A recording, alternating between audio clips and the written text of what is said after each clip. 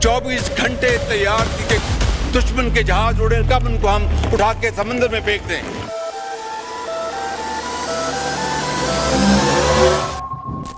যুদ্ধে ভারতের ক্ষতি ৮৩ বিলিয়ন, পাকিস্তানে কত? ভারত পাকিস্তান সংঘাতে সংক্ষিপ্ত টাইমলাইন, শুনুন বিস্তারিত।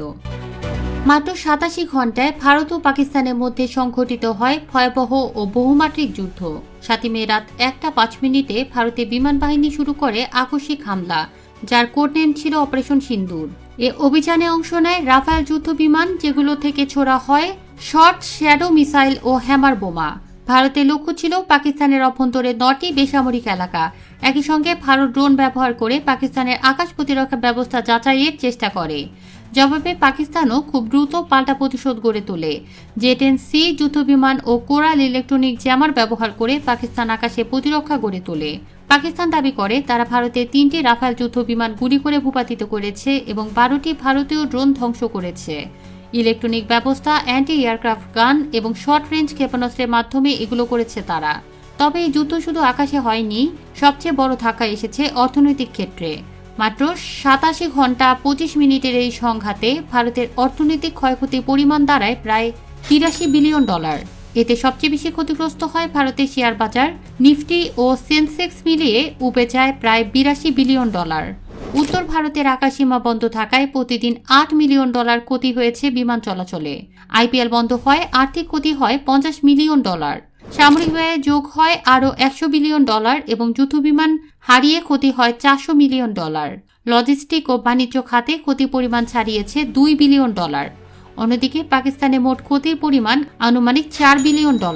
করাচি শেয়ার বাজারে সূচক পড়ে গিয়ে ক্ষতি হয় $2.5 বিলিয়ন।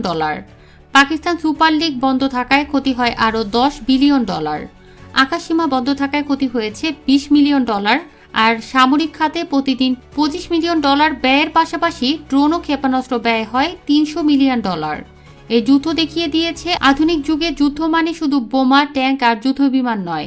এখন যুদ্ধ মানে শেয়ার বাজারের ধস, বিনিয়োগকারীদের আস্থা হারানো, বৈদেশিক বিনিয়োগের স্থবিরতা এবং সাধারণ মানুষের অর্থনৈতিক দুর্দশা। ঘন্টায় $1 বিলিয়ন ক্ষতি, এটি প্রমাণ করে সীমিত সময়ের সংঘর্ষ দুই দেশের অর্থনীতিকে কতটা ঝাঁকুনি দিতে পারে। বিশ্লেষকদের মতে যুদ্ধের আসল শক্তি এখন আর শুধু সামরিক নয়, বরং অর্থনীতি, প্রযুক্তি ও মনস্তত্ত্বের ওপর নির্ভরশীল।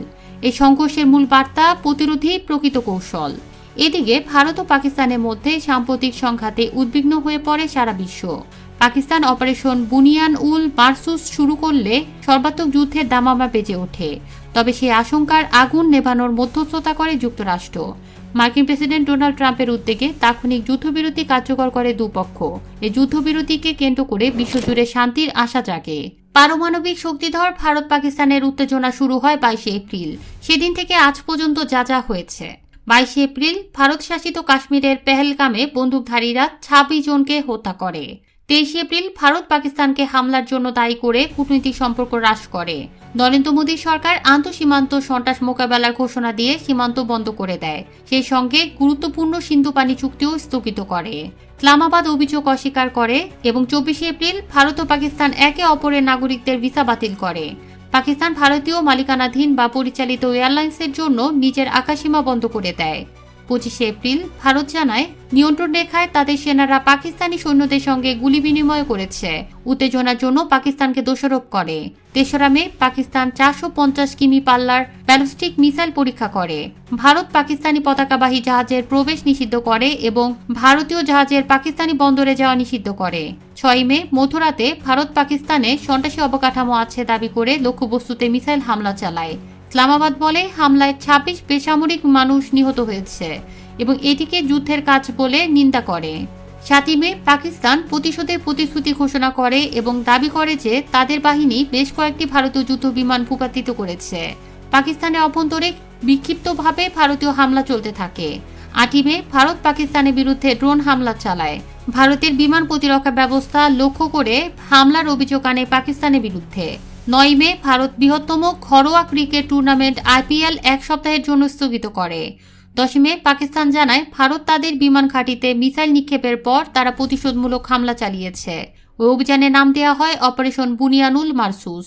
ভারত জানায় পাকিস্তান 400 ড্রোন দিয়ে 36 শহরে হামলা করেছে। দিনব্যাপী হামলায় ভাটিন্ডা বিমান ঘাঁটি সহ ভারতে 5টি ঘাঁটি গুড়িয়ে দেয় পাকিস্তান।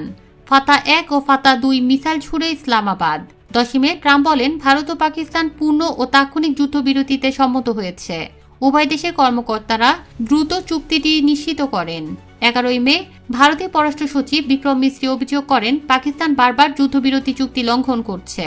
তিনি বলেন যুদ্ধবিরতি চুক্তি লঙ্ঘন হলে ভারতীয় সেনাবাহিনীকে কঠোর জবাব দেওয়ার নির্দেশনা দেওয়া হয়েছে। পাকিস্তানের পররাষ্ট্র মন্ত্রণালয় জানিয়েছে তারা যুদ্ধবিরতিতে প্রতিশ্রুতিবদ্ধ থাকলেও ভারত তা লঙ্ঘন করছে।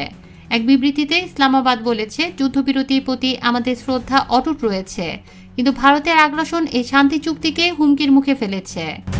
আমাদের চ্যানেলে এমন নতুন নতুন সংবাদ পেতে চ্যানেলটি সাবস্ক্রাইব করে সাথে থাকুন। ধন্যবাদ।